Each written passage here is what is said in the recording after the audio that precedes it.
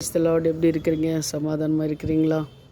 சந்தோஷமாக இருங்க. கர்த்தர் உங்களை ஆசீர்வதிப்பார். இன்னைக்கு காலையிலேருந்து சாயந்தரம் வரை உங்களை போக்கத்தையும் வரத்தையும் கையின் பிரயாசத்தையும் தேவன் என்ன பண்ணுறார்? ஆசீர்வதிக்கிறவராக இருக்கிறார். அன்பானவர்களே, இன்னைக்கு கூட ஒரு வேதத்தில் ஒரு வசனத்தை எடுத்து நாம் தியானிப்போம்.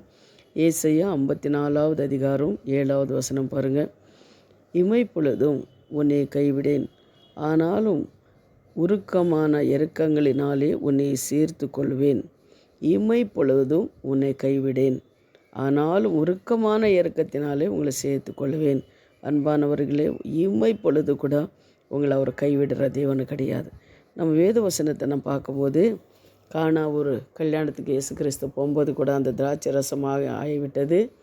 ஆனால் பாருங்கள், அங்கே ஆகும்போது மரியாதை சொல்கிற அப்பா திராட்சை ரசம் ஆகிவிட்டது, ஆகிடுச்சு அப்படின்னு சொல்லும்போது அவர் சொல்கிறார், ஸ்ரீயே இன்னும் என்ன நேரம் வரல அப்படின்னு சொல்லி சீஷர்களை பார்த்து சொல்கிறாரு, அந்த ஜாடிகளெல்லாம் தண்ணீர் நிரப்புங்க அப்படின்னு சொல்லி தண்ணீர் நிரப்பும்போது அந்த இடுக்கமான அந்த நேரத்தில் என்ன தண்ணீரெல்லாம் ரசமாக மாற்றின தேவன் நம்ம தேவன். அதே போல் நீங்கள் இன்னொரு வசனத்தை கூட நீங்கள் பார்க்கும்போது அதே போல் மத்தேயு 15:28 ஒரு காணான ஸ்ரீ என்ன பண்ணுதுன்னா, என் ஆண்டவரே என் மகள் வியாதியோடு இருக்கிறான் அப்படின்னு சொல்லி ஆண்டவர் பின்னாடி வரும்போது அவர் ஆண்டவர் என்ன பண்ணார்? கேளாதவர் போல் அவர் போய் கொண்டு இருக்கிறாரு. ஆனால் சீஷர்கள் சொல்கிறாங்க, அந்த ஸ்ரீ பாருங்கள் உங்களையே பின்பற்றி கொண்டு வந்துட்டுருக்கிறான், ஆனால் ஏதாவது ஒரு வார்த்தை சொல்லுங்க அப்படின்னு சொல்கிறாரு. ஏன்னா அந்த ஸ்ரீ என்னன்னா ஆண்டவர் மேலே விசுவாசத்தை வைத்து ஆண்டவர்கிட்ட எனக்கு என் மகளை கேட்டால் என் மகளுக்கு சுகம் கிடைக்கும்.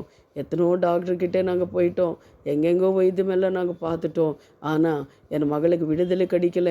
ஆனால் இயேசுன்னு சொல்லி ஒருத்தர் இருக்கிறாரு, அவரால் எல்லாம் முடியும்னு சொல்லி ஓடி வரும்போது அவர் கேளாதவரை போயிட்டு இருந்தார்.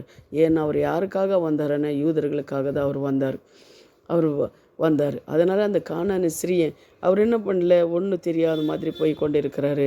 அப்போது மறுபடியும் அவர் என்ன பண்ணுறார்? திரும்பி பார்த்து அவர் என்ன வேணும்னு சொல்லும்போது, என் மகள் இப்படி மரண படைக்கல இருக்கிறா அப்படின்னு சொல்லும்போது, ஏன்னா இந்த ரொட்டி என்ன பண்ணணும், நாய்க்குட்டிகளுக்கு நாங்கள் போடக்கூடாது அப்படின்னு சொல்லும்போது அந்த ஸ்ரீ சொல்லுது, அந்த நாய்க்குட்டிகளுக்கு கீழே விழுந்த அந்த ரொட்டியை அந்த நாய் கூட சாப்பிடுமே ஆண்டவர் அப்படின்னு சொல்லும்போது அவளுடைய விசுவாசத்தை ஆண்டவர் பார்த்து உன் விசுவாசம் ஒன்று ரட்சித்ததுனால அந்த பொண்ணுக்கு என்னாச்சு, விடுதலை கிடைச்சிது அப்படின்னு சொல்லி நம்ம பார்க்குறோம். அன்பானவர்கள், இது போல தான் நெருக்கமான நேரத்தில் அவர் நம்ம கூப்பிடும்போது அவர் ஒரு இமைப்பொழுது கூட உங்களை கைவிடுற தேவனு கிடையாது. உங்களை அவர் ஆசீர்வதிக்கிறவராக இருக்கிறார், உங்களை மேலே அன்பு செலுத்துகிறவராக அவர் இருக்கிறார் அப்படின்னு சொல்லி கூட நம்ம பார்க்குறோம். இன்னொரு வசனத்தை கூட நம்ம எடுத்து வாசிக்கும் போது பாருங்க, சங்கீதம் 30:5 பாருங்கள். ஏனெனில் அவருடைய கோபம் ஒரு இம்மை பொழுதே, அவருடைய தயவோ ஆயுள் காலம் வரை சாயங்காலத்திலே அழுகு தாங்கும், விடியற் காலத்திலேயே களிப்பு உண்டாகும் அப்படின்னு சொல்லி. ஆனால் அவர் என்ன பண்ணுறாருன்னா, அவர் கோபம் ஒரு நிமிஷம்தான். அவர் எப்படிப்பட்ட பாவியாக இருந்தாலும் ஆண்டவரே அப்படின்னு சொல்லி அவரை பின்பற்றி நம்ம போகும்போது கண்டிப்பாக ஆண்டவரும் உங்களுக்கு விடுதலை கொடுக்குறவராக இருக்கிறார். அதுபோல் என்ன காரியம் இருந்தாலும் அவர் பாதத்தில் நீங்கள் ஒப்பு கொடுத்து ஜெபம் பண்ணுங்க. அவர் உங்களை விடுவிக்கிற தேவனாக இருக்கிறார், உங்களை ஆசீர்வதிக்கிற தேவனாக இருக்கிறார். அவர் அந்த சமாரிய ஸ்ரீ எப்படி அவரை பின்பற்றி தொடர்ந்து போனாலும் அதுபோல் ஆண்டவர்கிட்ட நீங்கள் கேளுங்க, தேவன் கொடுக்குறவராக இருக்கிறார். இப்போ நம்ம ஜெபம் பண்ணலாம். எங்களை அதிகமாக நேசிக்கிற பரலோக பிதாவே, சர்வ வல்லமுள்ள தேவாதி தேவனே, சுவாமி, ஆமெனப்பா.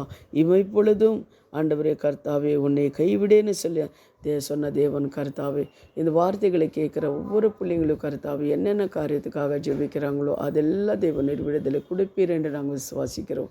இயேசுவின் நாமத்தில் ஜெபிக்கிறோம் பிதாவே, ஆமேன் ஆமேன். God bless you. கர்த்தர் உங்களை ஆசீர்வதிப்பார். ஆமேன்.